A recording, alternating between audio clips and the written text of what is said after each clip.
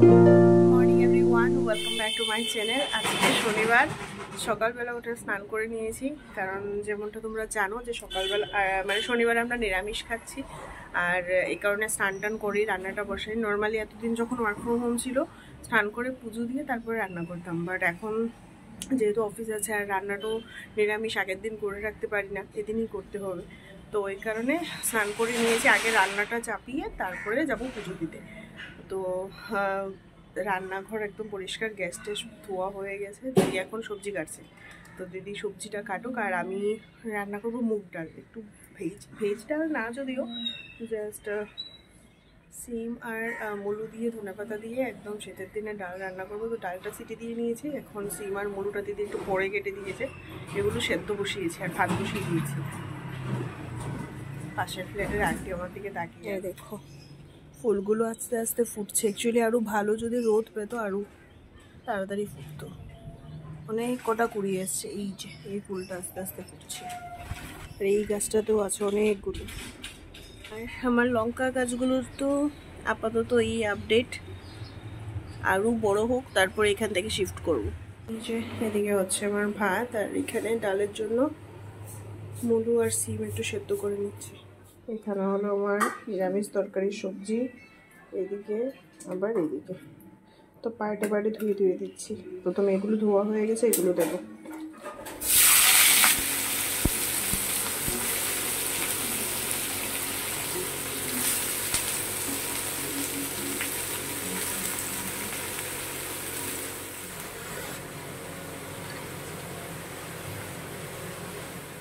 এই যে এদিকে আমার ডাল ফুটছে, ডাল হয়েই গেছে, জাস্ট ধনেপাতাটা দিয়ে নামিয়ে নেব। আর এই দেখো এক কড়াই হয়েছে তরকারি।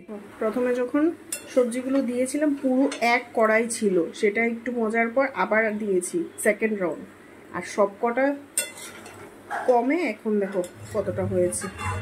এটা আরও মজে যাবে, বাট শীতের দিনের এই কালারফুল চচ্চড়িটা খেতে দারুণ লাগে।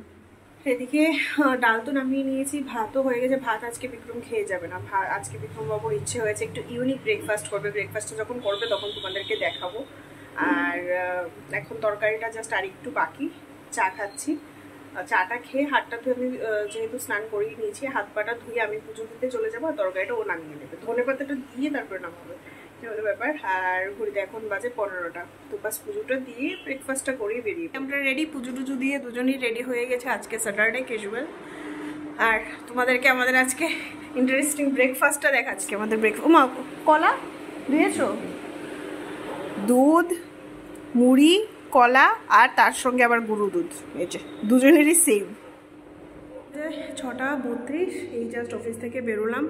আর আজকে দুপুরের দিকে শরীরটা একটু খারাপ লাগছিল, এখন একদম ফ্রেশ লাগছে। আজকে একটু স্প্ল্যানেড যাব, আজকে অনেক দিন পরে, সেই মনে হয় দুর্গাপুজোর পরে আজকে স্প্ল্যানেড যাবো। অ্যাকচুয়ালি বিক্রমের একটু ইচ্ছে, ও কবে থেকে মাথা খারাপ করে দিচ্ছে কফি ম্যাগ কিছু নতুন, কিছু মানে দুজনের জন্য।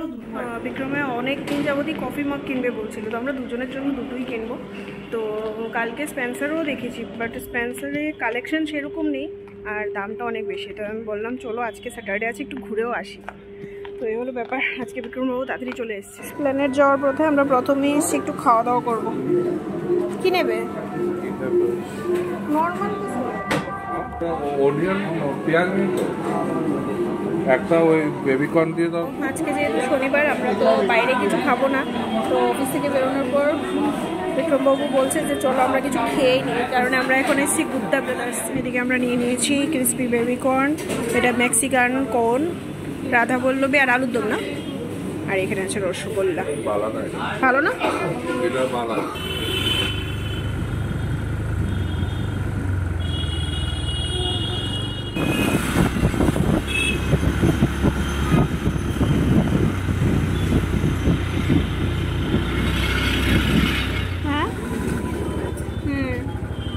ফাইনালি পৌঁছে গেছি একদম কলকাতার মোস্ট হ্যাপেনিং একটা জায়গা, স্প্ল্যানেড, যেটা আমার খুব ফেভারিট একটা জায়গা।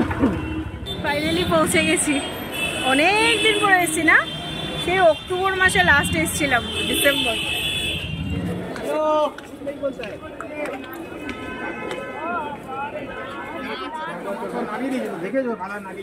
আছে তো এখন ড্রপ গাড়ি।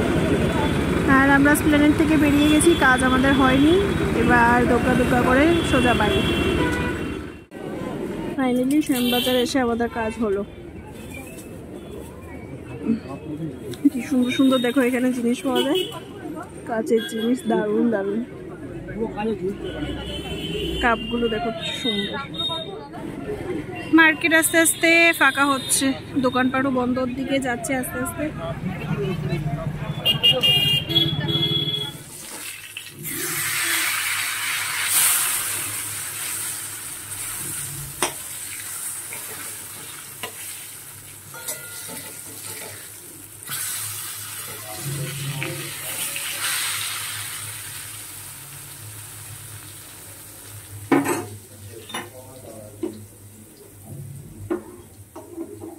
বাড়িতে এসে ভাত বসিয়ে দিয়েছি। সকালবেলা তো আজকে ডাল রান্না করেছিলাম, ডাল আছে, মুগ ডাল, তরকারিও আছে। তো এখন ওই দিদি যে সকালে বেগুন কেটেছিল তরকারির জন্য, তো বেগুনটা এত মোটা সুন্দর ছিল, আমি বললাম 3 পিস ভাজার জন্য রাখো। তো এখন বেগুন ভাজা বসিয়েছি। আর পুজোটা অ্যাকচুয়ালি বিক্রমের তো স্যাটারডেতে অফিস হাফ থাকে না, তো ও এসে বাড়িতে পুজো দিয়ে ঠাকুরের বাসন টাসন ধুয়ে তারপরে আমাকে আনতে গেছিলো। তো চলো তোমাদেরকে দেখাই কি এনেছি। এইটা এনেছি ধর্মতলা থেকে। এই টোপারটা অ্যাকচুয়ালি এগুলো খুব ইউজফুল হয়, তো আমি অনেকদিন যাবতই অনলাইনে দেখছিলাম কিন্তু নেওয়া হচ্ছিল না, নেবো নেবো করেও। তো ভাবলাম অনলাইনে নিলেও শিপিং চার্জ সেই পড়বে, তো নিয়েছি। খুব কম রেটে পড়েছে, তোমরা গ্যাস করো দেখি। এই দেখো, এই একটা জিনিস, এটা বিক্রম পছন্দ করে এনেছে। এটা হলো একটা টি কেটলি, তো যেটা তুমি মানে মাইক্রোওয়েভ প্রুফ। এটার মধ্যে চা পাতা, চিনি, জল দিয়ে এই জায়গাটার মধ্যে যে পুরো ছাঁকনির মতো দেওয়া, এখানে চা পাতাটা দিয়ে জল চিনি দিয়ে তুমি মাইক্রো ওভেনেও বসাতে পারবে, আর গ্যাসে বসালেও একদম কম আঁচে বসালে এর মধ্যে চা হয়ে যাবে। কি সুন্দর দেখো জিনিসটা। তো এটা নিয়েছি, আর নিয়েছি কফি মগ। এই কফি মগ এইটা নিয়েছি দুটো। কি সুন্দর ডিজাইনটা, আমার বেশ ভালো লাগে, মানে একদম সিম্পলের মধ্যে খুবই সুন্দর, আমার মানে খুব পছন্দ হয়েছে, খুবই সুন্দর লেগেছে। এটা নিয়েছি দুটো। আর এইটা তো আরও সিম্পল বাট খুবই সোবার একটা কালার, এটা নিয়েছি দুটো। বললে বিশ্বাস করবে না, অ্যাকচুয়ালি কফি মগের জন্য আমরা তো ধর্মতলা গেছিলাম ঠিকই, অ্যাকচুয়ালি ওই কালকে স্পেন্সারে গেছিলাম না, বিক্রম স্পেন্সার থেকেই নিচ্ছিল। তো আমি ওকে বললাম যে স্পেন্সারে এক একটা কফি মগের দাম 350, 400, 450 টাকা। এগুলো তো ধর্মতলা টলাতে অনেক কম রেটে পাওয়া যায়। তো ও আমাকে বলেছিল যে তাহলে শ্যামবাজার থেকে নিয়ে নেবো। তো আমি ওকে বললাম যে অনেকদিন এমনিতেও ধর্মতলা যায় না, চলো ধর্মতলা থেকে নেব। তো ওই কথাতে কালকেই প্ল্যান হয়েছিল, আজকে গেছি ধর্মতলা। কিন্তু ধর্মতলাতেও যে মার্কেটটাতে আমাকে নিয়ে ঢুকেছে, এটা ধর্মতলা হব মার্কেট বা কিছু একটা বলে, যেটা খুব পুরনো একটা মার্কেট। সেখানে দুটো কফি মাগের দাম চাইছে 1000 টাকা, কোনোটা দুটো চাইছে 800 টাকা, মানে পার পিস 400 টাকা করে। তো দেখতে নো ডাউট সুন্দর, বাট দেখো এইসব জিনিসগুলো কি হয়, মানে কতদিনই বা চলবে, হাত থেকে পরে একদিন ভাঙবে। তো 400 টাকা 500 টাকা দিয়ে একটা কফি মগ আমার কাছে মানে কোনোভাবেই সত্যি কথা মানে আমি জাস্টিফাই করতে পারিনি। তো আমি বললাম এত দাম দিয়ে কফি মগ নেওয়ার কোনো মানে নেই। তো ও বললো চলো ফালতুই এসছি এখানে, সেই তো যাবো আমরা শ্যামবাজারের উপর দিয়ে, শ্যামবাজারে যাওয়ার সময় যদি খোলা থাকে একটু দেখবো। তো আসার সময় শ্যামবাজারের উপর দিয়ে যখন আসলাম পেয়ে গেছি। তোমরা বিশ্বাস করবে না কফি মগগুলোর কত দাম নিয়ে। মগগুলো চেয়েছিল 100 টাকা করে, আর এগুলো 50 টাকা করে, মানে দুটো 100 টাকা আর এগুলো দুটো 200 টাকা।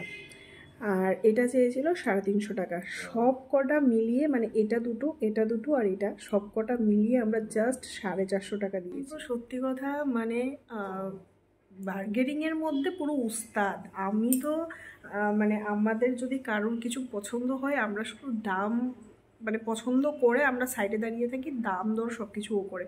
এত ভালো ও বার্গেনিং করতে পারে, প্লাস আমার শাশুড়ি মাও মানে এত ভালো বার্গেনিং করতে পারে।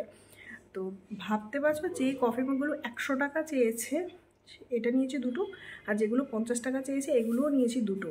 আর ইলেকট্রিক মানে যেটা টি কেটলিটা ছিল সেটা 350 টাকা। সব কটা মিলিয়ে হয়েছে আমাদের 650 টাকা। ও দিয়েছে 450 টাকা। মানে আমি পুরো তাহলে ওই হিসেবে দেখতে গেলে কফি মগগুলো আমাদের 50 টাকা করে দাম পড়েছে, যেখানে স্প্ল্যানেডে চাইছিল একটা 500 টাকা 400 টাকা করে। তো এই হলো ব্যাপার, চলো সস্তাই হয়ে। আর এই দেখো ঘড়িতে তো অলরেডি 11টা বাজতে 5 মিনিট বাকি, যদিও ওটা 15 মিনিট ফাস্ট, মানে 10টা 20। আর এই জিনিসটা আজকে আমার বর আমাকে আদর করে কিনে দিয়েছে, ডেয়ারি মিল্ক। অনেকদিন পরে অনেকদিন পরে অ্যাকচুয়ালি ও কিনে দিয়েছে বলছি, বাট ঘরে ফ্রিজে কিন্তু আছে। আমার বার্থডেতেও আমার অফিসের একজন কলিগ দিয়েছিল, ও আনে মাঝে মাঝে আরে, প্লাস দিদিভাইও কিছু এনেছিল, দুবাইয়ের কিছু মানে চকলেট আছে, এগুলোও আছে। অফিসে বসে মাঝে মাঝে খাই, ভালোই লাগে। তো আজকে আমি অফিসে বসে ওকে মেসেজ করছিলাম, আমার না চকলেট খেতে প্রচণ্ড ইচ্ছে করছে, তো ওইটা কিনে দিয়েছে। এখন ফ্রিজে রেখে দেবো, এখন তো আর খাবো না।